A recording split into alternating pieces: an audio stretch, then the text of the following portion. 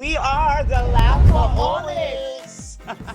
Yung presence of mind lang. Dapat klaro lang yung isip, tapos relax lang.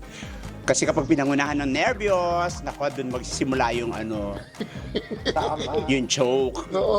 Well, to the team we are about to face, all you need to do is to talk to my husband para naman nervyusin kayo. You know my husband? Barako. Inom kayo nun, Day? Malaki lang kayo pero di nyo kami mapapatumba. Mabigat sila. Feeling ko ang magiging score ninyo parang yung pinagtatrabahuhan nyo. Oh.